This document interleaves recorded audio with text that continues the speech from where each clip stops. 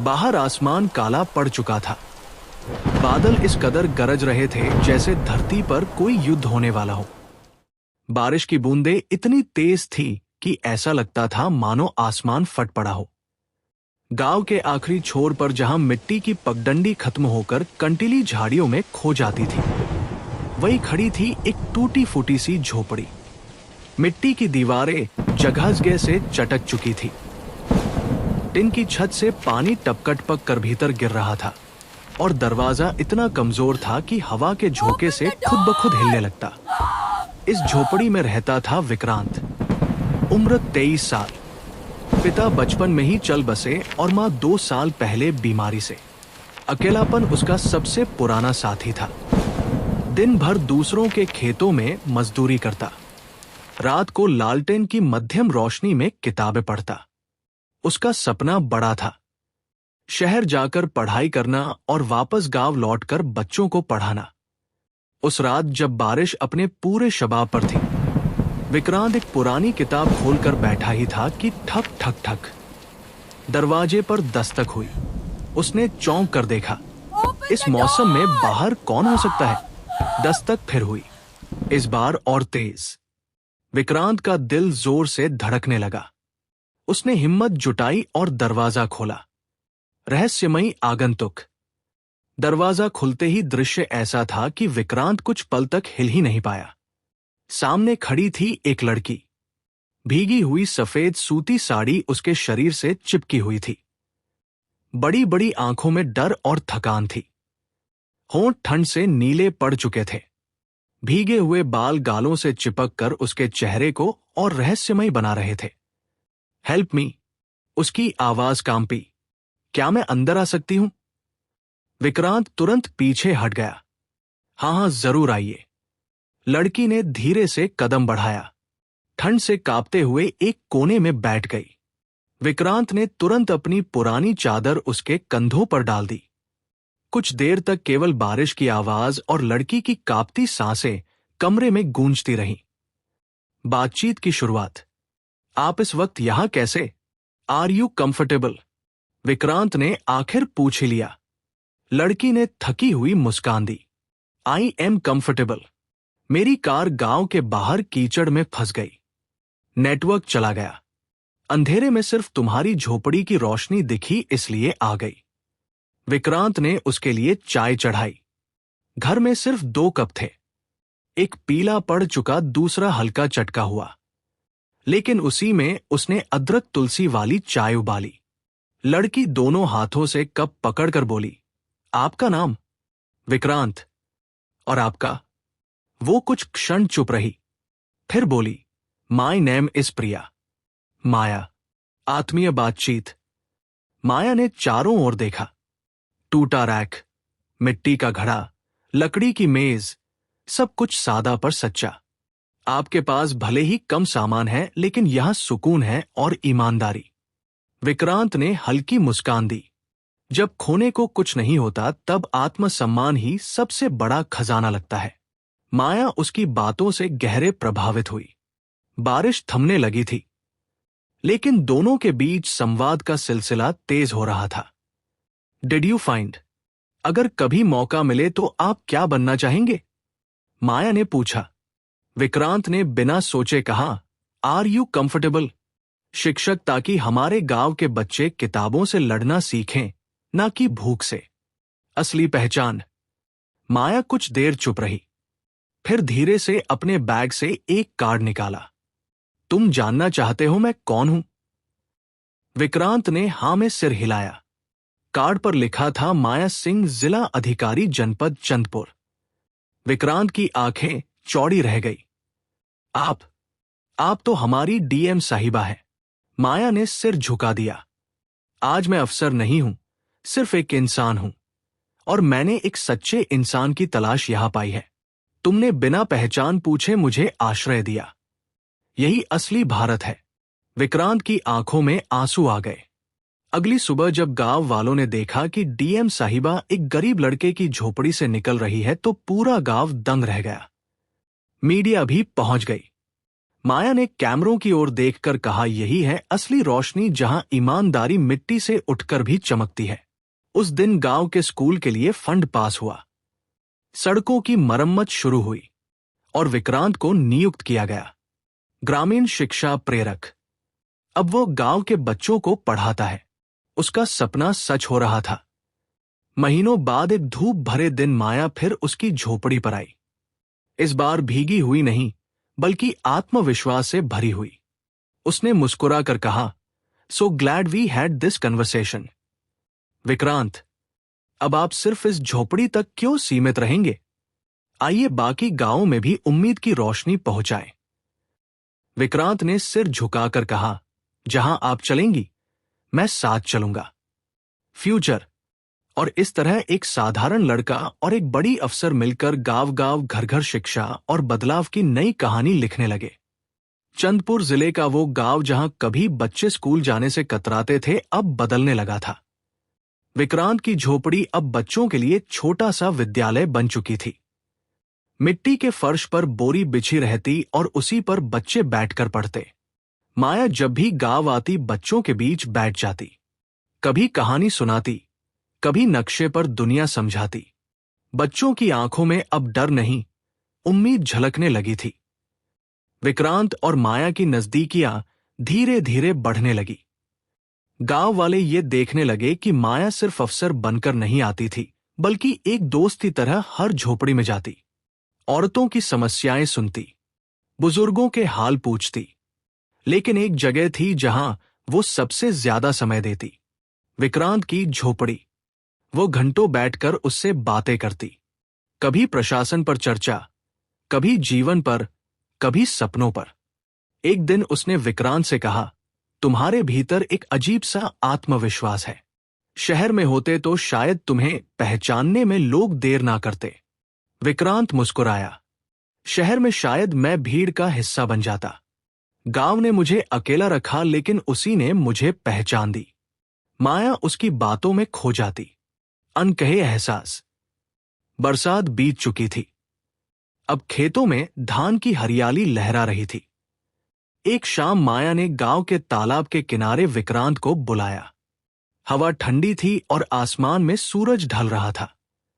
विक्रांत, क्या तुम्हें कभी लगता है कि किस्मत हमें किसी कारण से मिलाती है? विक्रांत चुप रहा।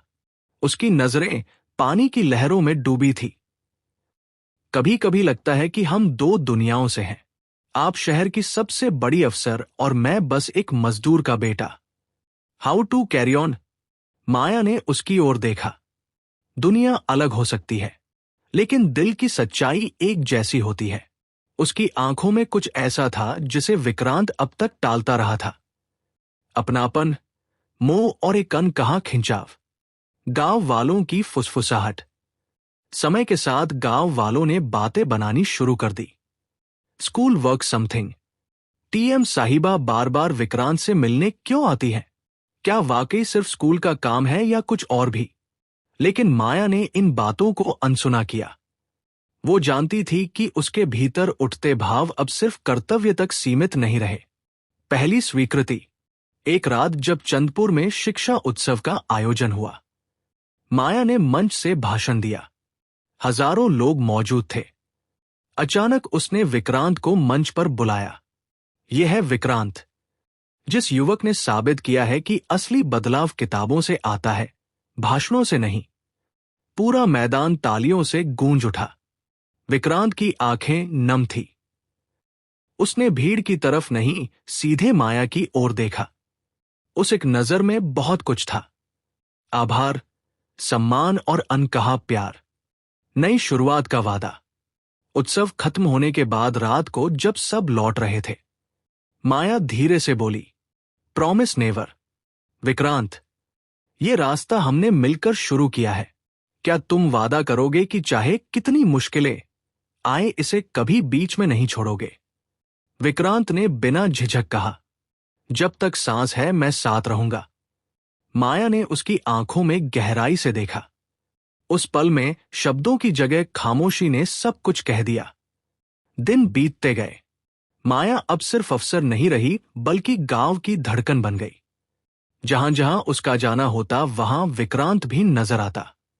बच्चे जब पढ़ाई में आगे बढ़ते तो लोग कहते, देखो ये विक्रांत की वजह से हुआ है।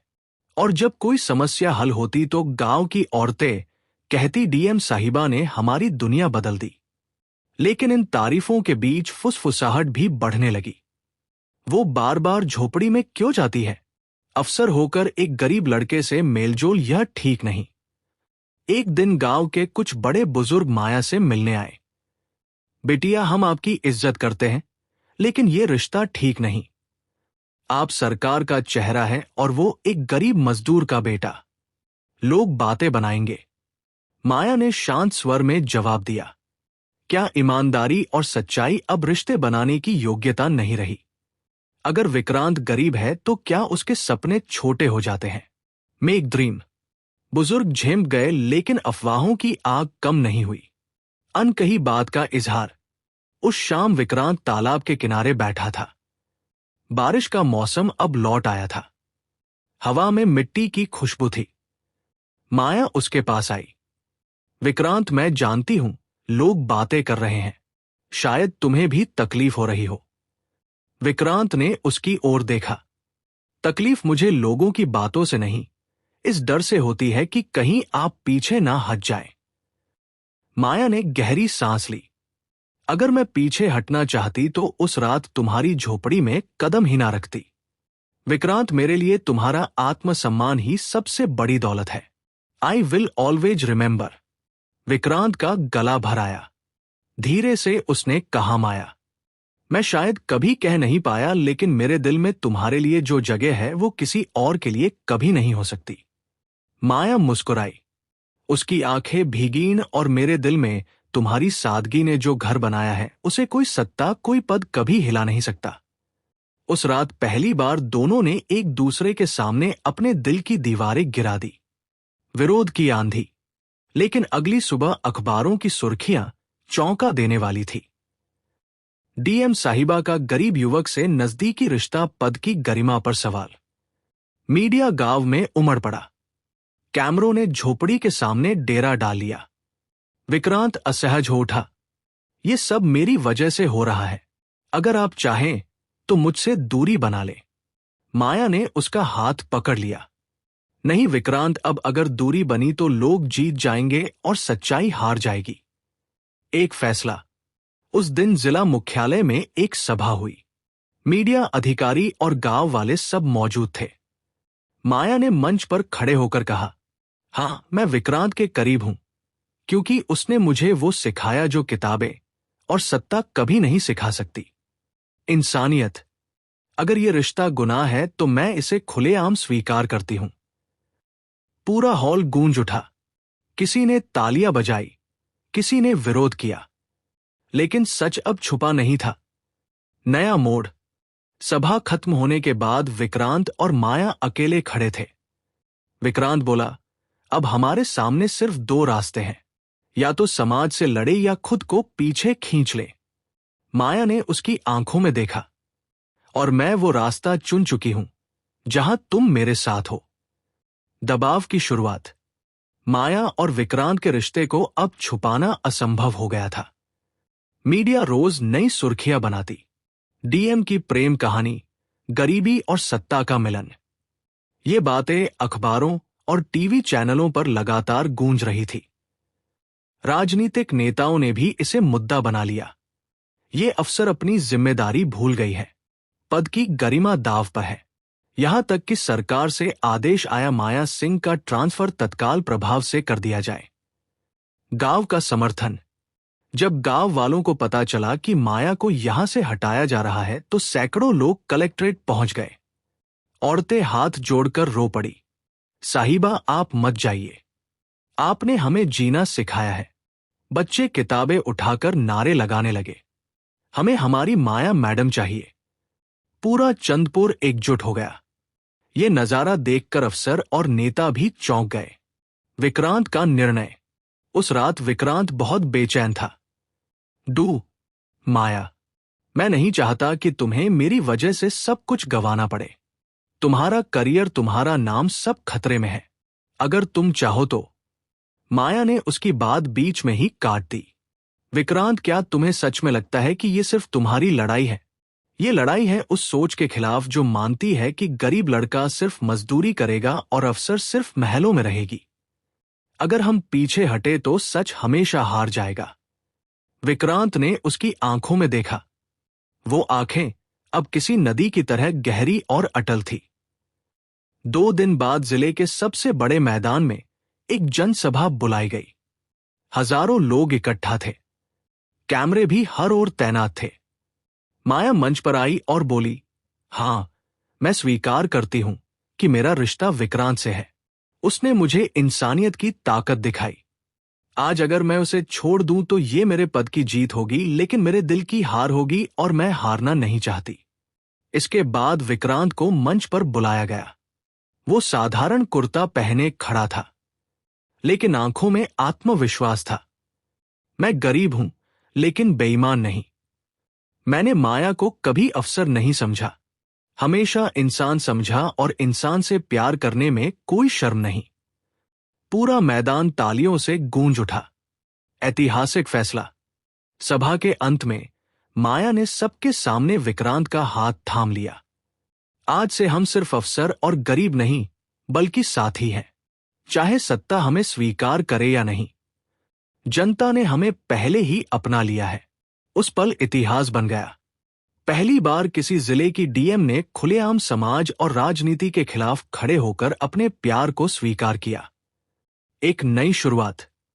ट्रांसफर का आदेश रद्द हुआ। सरकार भी जनता के दबाव के आगे झुक गई।